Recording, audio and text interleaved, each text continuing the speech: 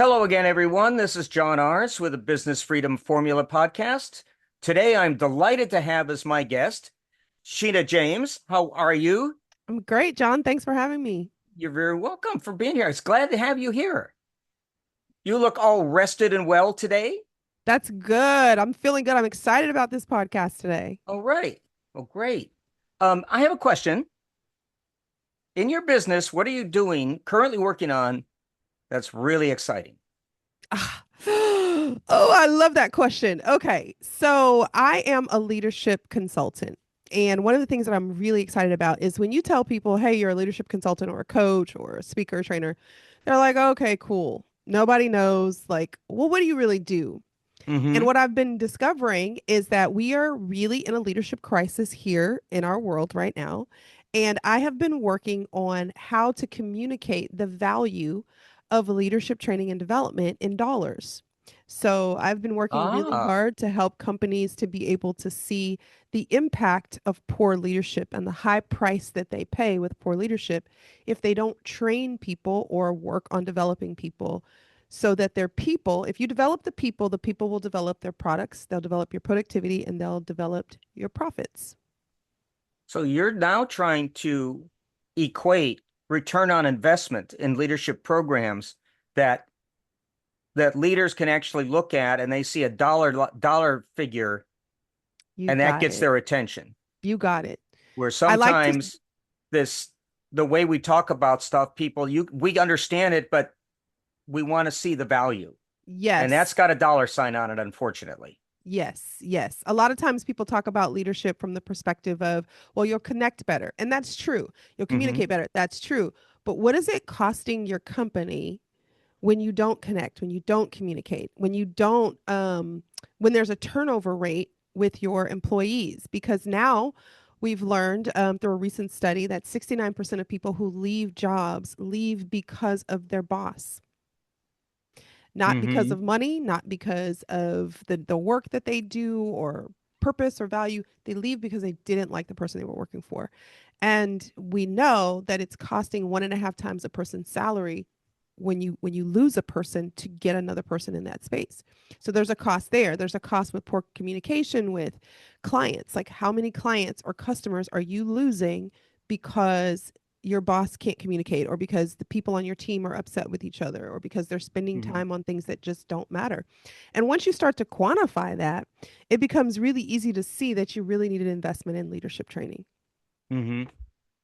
Now, at what level do you do your leadership training? What level in an organization? So I specialize really in people who are going first time leaders. But I have worked and I still work with people all the way up to C suites. The reason why I like to specialize in first time leaders a lot of times is because they have been promoted because they're a really good individual contributor. Hmm. And they can do the skill of their job, but they can't handle the people part of their job. And we know that the higher you go up in management, in leadership, the less it is about the actual skill of the task you can do, the more it is about your people skills. So when I say first time leaders, sometimes it's those people who this is their first time being a manager. Sometimes it's a C suite. This is their first time. Maybe they're a founder of a tech organization, and Sure. they've kind of experienced this boom. This business is growing. They've got their series, B funding, and now they got to develop the staff. They don't know how to do that. Right. Right. So I work Right. with those people who are first time, or maybe just feeling like, hey, this whole leadership thing is just brand new to me. I don't really know how to do that well. That's where I work. Yeah, I can appreciate that because I know the first time and the second time and really the third time I got bumped into a management role. I felt out of my element because I get along well with everybody. And that's part of the problem for me is I'm not so, I mean, I've learned to do this. It's taken me a long time in my life, but I'm one of these people who goes along to get along, and I Hmm. don't want to rock the boat. I don't want people mad at me. Okay. And so I was really an ineffective manager. Yeah. I could do the technical work, which is, I'm sure, what you find with a lot of new managers, right? Yes. Yeah. And do you think that businesses, corporations, whatever, really prepare people when they promote them into a management job? Do they just say, here's your new office and your new salary, go get them? You're 100% correct. That is exactly what they Mhm. do. There is absolutely no preparation. And it's funny because it's leadership is this skill that is so valuable that most people think it's natural talent. So you either have it or you don't. But that's not true. It is a skill. Any skill you have is something that can be developed. Leadership is something that can be developed, but most people just think, well, you're a rock star, John. So since you're a rock star at this job, you're going to be great at helping other people be rock stars. Mhm. But that's not true. So you're correct. They throw them in an office. If they get an office, sometimes they get a cube or they're remote, right? Yeah. And they put a plate on their office or a title underneath their name, and they're Mhm. thinking this person's going to do a great job. And then you start to realize that they start to lose other people on their team. They start to lose other great people. They struggle with the things that you talked about, like how do Mhm. I give positive feedback? And it's Mhm. not just corporate. Let me just put a pin in that for a second. It's not just Okay. corporate, John. It's entrepreneurs. Because an entrepreneur who starts their business oftentimes starts because they're really good at what they do, and it starts to blow up. But then how do I make the shift from being an entrepreneur to being a CEO, to really being able to delegate, to hire, and who do I hire and how do I get them to hire?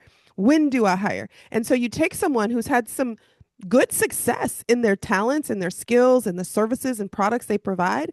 And then when it's time to scale, they can't grow their business because they don't know how to scale. And they don't know how to Mhm. scale because they haven't learned leadership. And it's not like they teach leadership, they got reading, writing, arithmetic, as we used to say, the three R's, Right. Yeah. but they don't teach leadership. No. No. That's not And, something. And maybe when you get to college, if you study organizational development, you'll get it. mhm. Mhm. Business MBAs like you and I have, you'll talk about it, but really it's Yeah. not something people teach. Right. Now, I know you've worked with a lot of people. Okay. And I'm sure you've probably worked with people who are ex-military, Hmm. former military, Hmm. who were in positions of leadership, lieutenants, captains, maybe even a major or a colonel. Did you see a difference with those people? Because I get the impression, and I think a lot of people in America get the impression that the military develops leaders. But the military has a unique way they develop leaders. So the military is founded upon the principle you do what I say, Hmm. and that's it. There's no else. Hmm. You take these orders and you follow them to a T. And if you Hmm. can't follow these orders, you're not going to make Yeah. it out of boot camp. So the But the military makes great leaders because they develop people of character who, when they give orders, they're spot on. They're not like overindulging or Mhm. over moving beyond. But where I think the military has a challenge that maybe, or that's different that maybe corporate or an entrepreneur has, is Mhm. that if I'm in a business, the authoritarian style of leadership is hard Yes. because I don't have to, if I don't want to do it your way, I don't have to be here. I'll Right. go find another job, or Sure. Exactly. Yeah. I'll just sit over here and do it the way I want to and make you fire me. I have seen that. Hmm. Yeah. So I do think the military does an amazing job of developing and making leaders, but I think it works exceptionally well for that lane. And I have seen that people who cross from military leadership into civilian leadership, they have a little bit of a harder time because they don't understand why people aren't just doing what they ask, Hmm. the way Now, they ask it, when they ask it's, it, and how they ask it. You know? you know, it's funny. Many, many, many years ago, I heard this joke. This guy gets hired as a salesman. Okay. And he shows up late every day. It's an older gentleman. He shows up late every day. And finally, his boss calls him in and he goes, I don't understand this. You're late for work every day. He goes, what did they say to you in your last job when you showed up late? He said, they said, good morning, Admiral.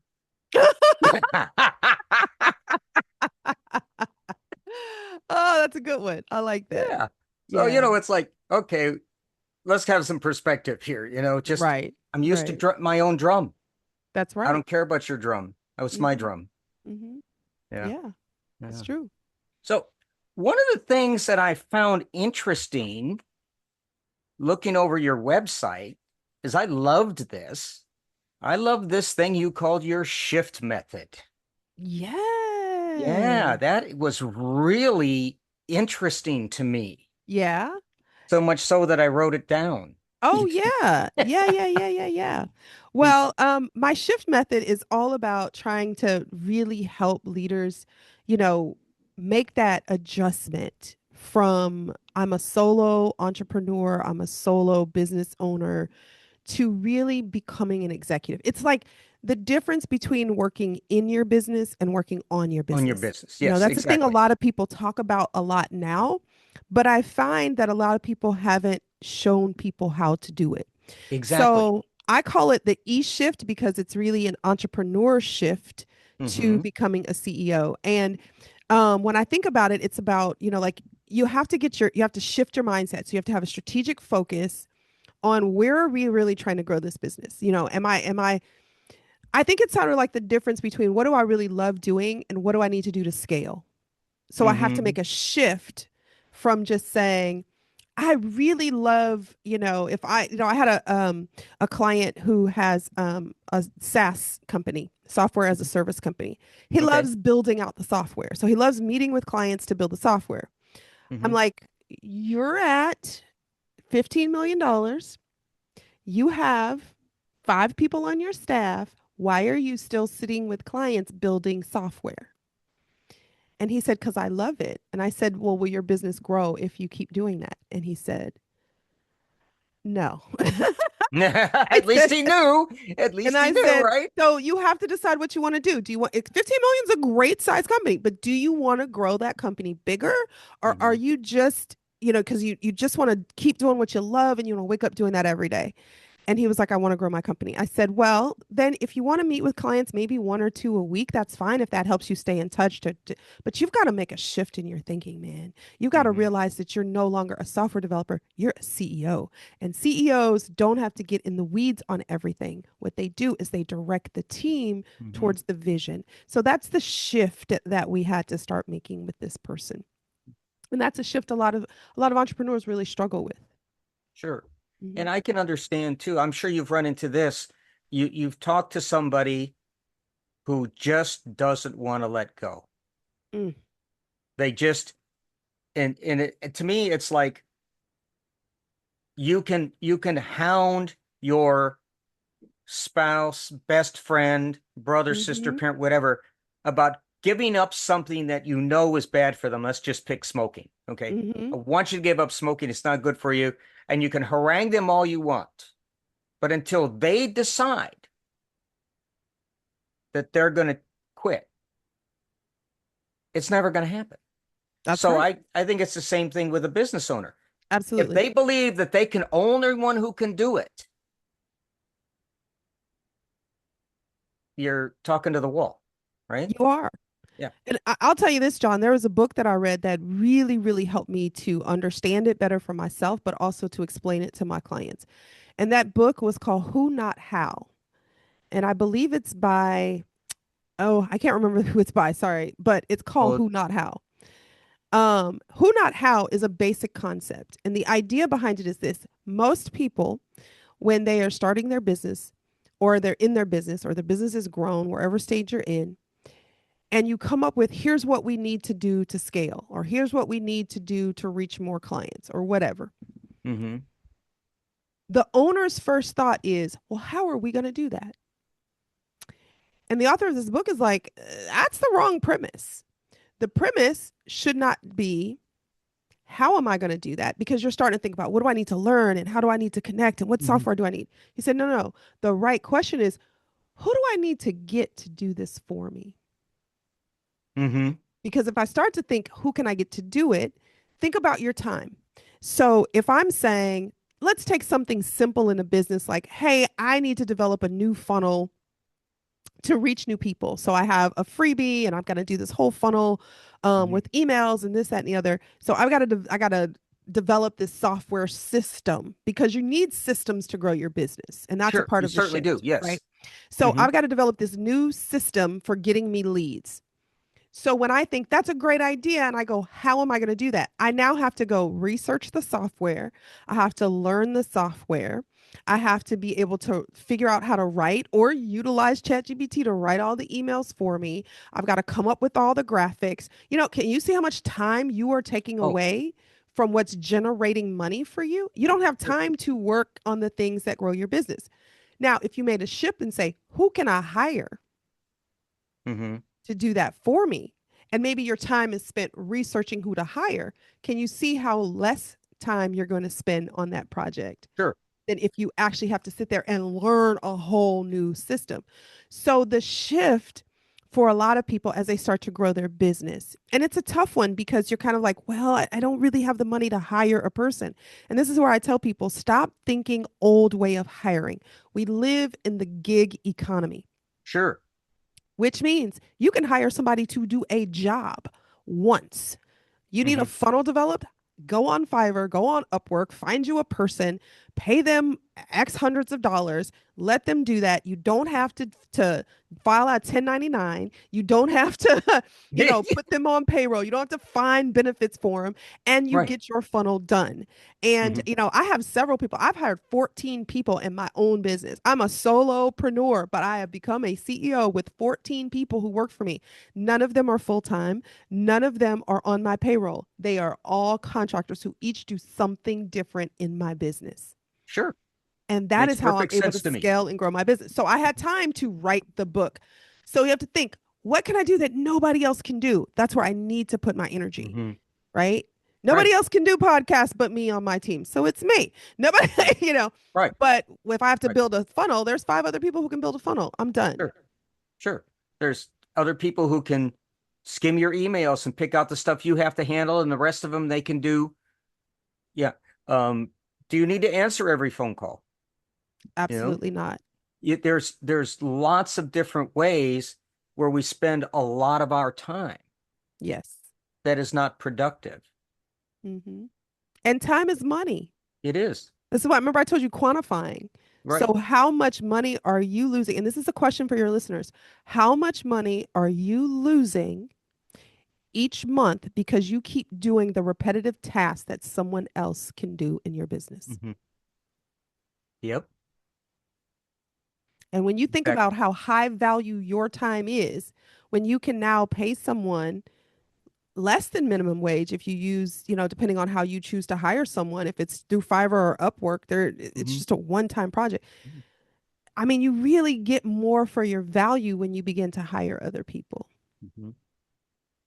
Yeah. I mean, I recall at least one of my guests in the past told me that they hired a VA from the Philippines, Yeah, I have, yeah, my and VA is that's from the Philippines. they are they do good work most Yep, of the time, and compared to U.S. wages, it's very they are different. very, very affordable. Yep. And my And VA has a college degree mhm, in computer science, which is really spectacular. But I have I have a VA from the Philippines, and then I have a US based um, executive VA because her work is a little bit different. She mhm, does more of the writing and stuff, mhm, and my Philippine VA just doesn't feel that comfortable with the English. But I find let me just explain why. You find what you need, and you find people who are good at it, not just mhm. good, great at it, so that you don't have to worry about it anymore. Right. But then here, John, is where the challenge comes. Now you have to manage those people. Yes. Hmm. Yes. And And I that's where but a lot of people struggle. Oh, that's where you need those leadership skills, right? and then and people worry about, well, how am I going to handle my remote workers? Well, I'm willing to bet every one of your 14 people's remote, aren't they? Yes, nobody works in my office. Yeah. Yeah. So yeah, I mean, it's I don't know. I've been thinking about that. People talking about, remote. I remember during the middle of the whole COVID thing, I got a phone call. I had to deal with somebody in customer service somewhere, and I'm answering the phone, and I'm hearing noise in the background, and I just said to the woman I was talking to, I said, "Are you at your kitchen table?" She goes, "Yeah, we're all working remote." I said, "Great, that's great. I can hear Yes. the kids in the background. That's Yep. fine with me. I don't care. Mm-hmm. We're getting the job done." That's all I care about. Just get Yeah, the job done. Yeah. Yeah. Which is why now, especially when you have remote workers, which is another training that I do, how do Hmm. you lead remote workers? But when you have remote workers, this is why delegation is more important than ever, Hmm. and why a lot of business owners and managers and leaders don't like to delegate is because here's the reason. Why do most people say I don't want to delegate? When I ask this question, I would probably say the number one answer is I can do it faster myself, right? You Sure. can. You can do it faster Hmm. yourself. But should you still be doing that thing yourself? Hmm. Think through this, right? It Hmm. may take me a little while to educate, to teach, to train, to get them on the Hmm. right system. But if it's a repetitive task that they're doing over and over again, it's costing you so much time. Hmm. So, teaching people how to delegate, and I'm going to just give you, for your listeners, a real quick win on how to delegate. I have Okay. my, you ready for it? I have my three Yeah, W's. You I'm ready? ready. Yeah, I have my three W's for delegation, right? If you're going to delegate, you need to know the what, the why, and the when. The WIN, not WHEN, the WIN. Let me explain. The what. What am I asking you to do? We have to be very clear in what we are asking people on our teams to do. If we're delegating a task, don't just say, hey, I need a social media post. That's not a good what. Give No. me some details, right? Tell me what that looks like. Are there specific colors? Like, which means it's going to take a little bit for us as an owner. And that's why people say it takes so long for me to delegate. But if I do it right the first time, I don't have to keep doing this again. And if you write this down, if that Yeah. person leaves, guess what? You've You got a don't have to do this system. again. You've got a Yeah, system. So that's the exactly. what. Then the why. Why is this task important to me? Why do I need you to do this now? What difference does it make if you get this done and you get it done well? So never give a task to someone without explaining to them why you need them to do it because it adds value to the work. And then finally, a win, WIN. You have to show them what does it look like for me to say to you, this was a job well done. It might mean I get it back in 6 days or 7 days. It might mean that it is error free. It might mean that it meets my first approval. It might mean that it hits all the checklists. It doesn't matter what it is. You Mhm. have to explain to them this is what a win looks like. If you can begin to delegate this way, and I say this is not a verbal delegation, you should have, especially for larger projects, a document that shows the what, the why, and the when so that people can see it clearly. And as you hand it off to them, because you know what happens when you write that down? You think through the process, Sure, sure. right? I I worked one time in another lifetime. I did a lot of technical support for Mm-hmm. payroll and human resource management software. And there were times when I'm struggling with a bit of code. Okay. And I have to stop and I would actually get somebody that didn't know anything about programming. Mm-hmm. And I would explain to them what I was trying to do. And every time I did that, I found the answer in my own brain Yes. because I had to break it down. Yes. And I agree with you on that. If you do that, you you begin to self-evaluate your own process, That's right. which is always a good thing. Mm-hmm. Yeah. Yeah, most of us do stuff and we just do it because we know how to do it. We don't even think Mhm. about how did I get to this? How did I get to this thing and I like what I arrived at? And how do I communicate to someone else how they can get to it so that I can like what they arrive at, Mhm. right? And it might take a few iterations, right? Sure. Because maybe the first time I hand it to you, you think it's clear and they get it and it's not, then you readjust that document. But guess what? Every time you do that, every time you create that document, you've created a standard operating procedure so Sure. that if that person leaves, you don't Hmm. have to recreate the wheel again. You don't have to Right. reinvent it. And I find that delegation is one of the reasons why a lot of business owners, a lot of managers keep doing things on their own is because delegation feels so daunting. But if you start with Hmm. just that little tip, it Hmm. makes it a lot easier. And would you agree that if you can start with even a little win, Yes. something a little win that proves the process works, and they can Mm, go, wow, that wasn't as hard as I thought. yes. Well, it's because it was an easy one. They're going to get Mhm. harder, but now you've got an idea of how it works, and now we can Mhm. tackle something bigger. And then that big monster in the closet we're going to get to. You better That's believe right. it.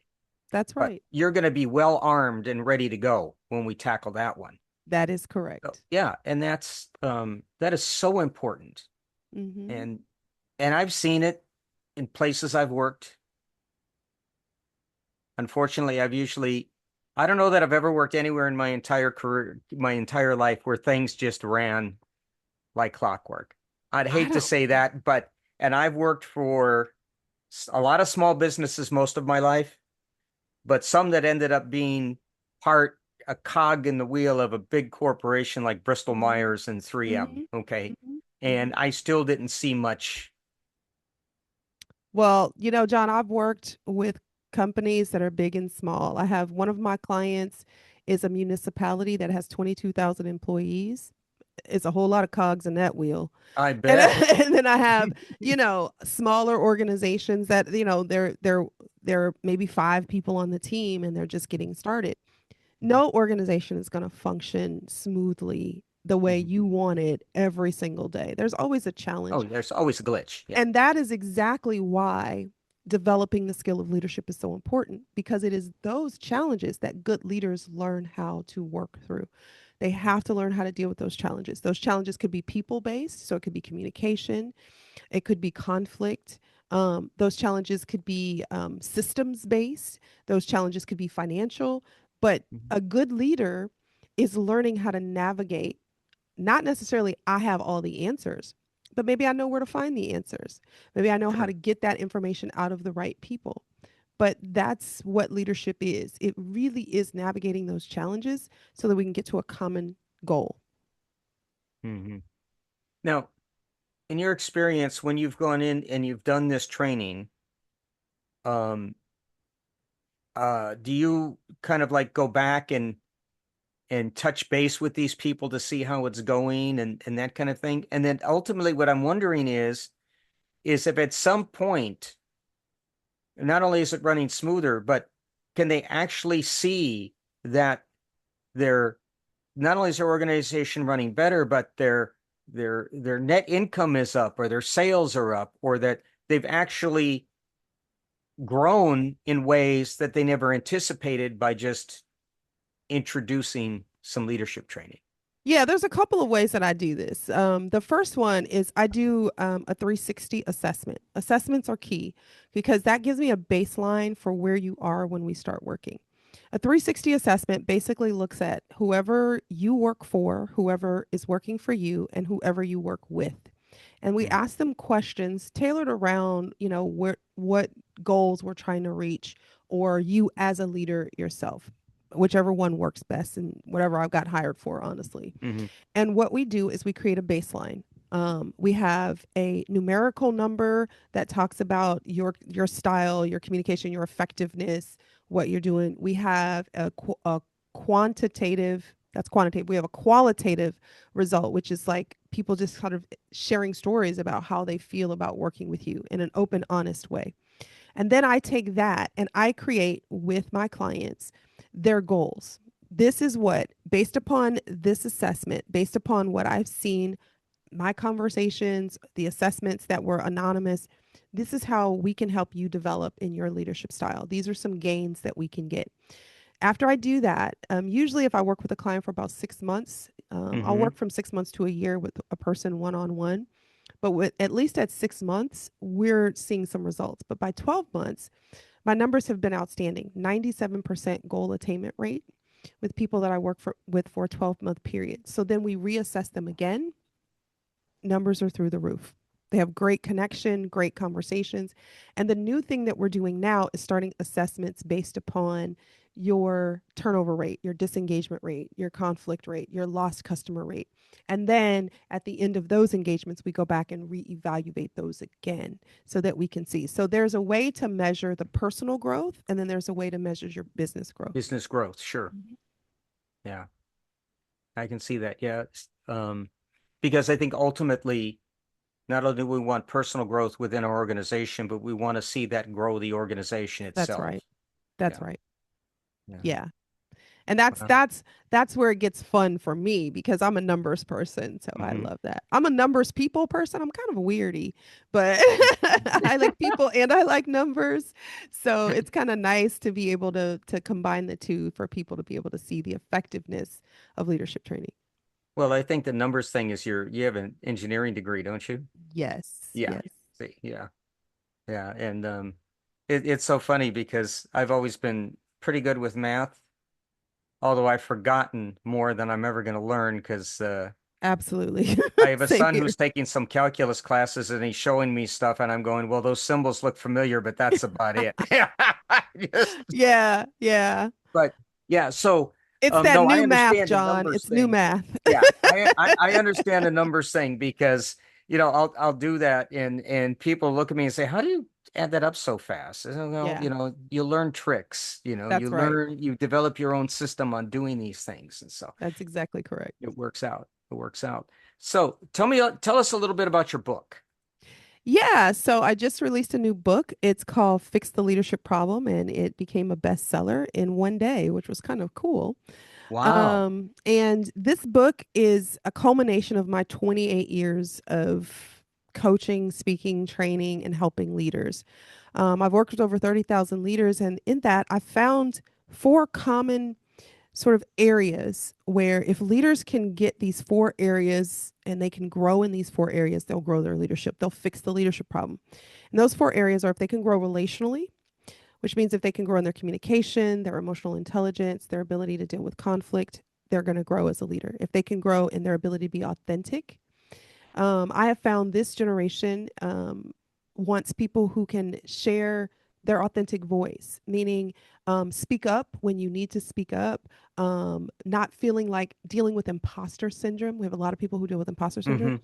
Hmm. If you can be authentic to who you are with your personality, like there is no one style of leadership that just is more effective, no one personality type that's more effective. You can be effective in all. I have introverted leaders who I've heard and worked with that people on their teams will run through a wall for, and they are the Sure. quietest person in the room. And then the third pillar is innovation. So, how do you, as a leader, deal with those problems? How do you come up with creative solutions to the problem? So, I teach people how to be more innovative. And Hmm. then in the book, I also talk about resilience because life is changing swiftly. And if you're going to Sure. lead, you have to be able to lead people through change. So the book deals with those four pillars, and that's based upon a framework that I founded. It's called the RAIR, RAIR framework. And it's my own proprietary framework on how you build leaders and really make leaders who are ready for the future ahead. Because I do think we're in a leadership crisis. We do not have enough good leaders in our world. So if we can make some rare leaders, I've Hmm. found that they advance quickly in their jobs, their businesses do better, their teams perform better. So that's why I've created the book, Fix the Leadership Problem. Wow. Well, thank you for sharing that. Yes, of Yeah, course. I'm actually always impressed with anybody who's written a book. I think mostly because my writing is so poor.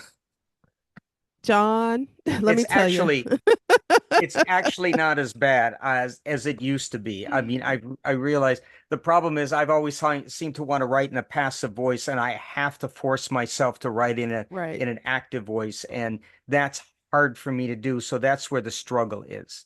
I'm Yes. Well, constantly forcing myself to rethink these things. So, and I we don't are know why both that is. we are both tech people.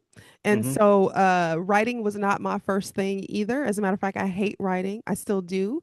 But I thought this work was so important, I had to get it out. So I want to give a little quick shout out to my high school English teacher who has passed away, but it was a little old nun who said, you better learn how to write. If you don't learn anything else, you better learn how to write. And she forced me to learn how to write. Well, And I am forever grateful for Sister Mary Dennis.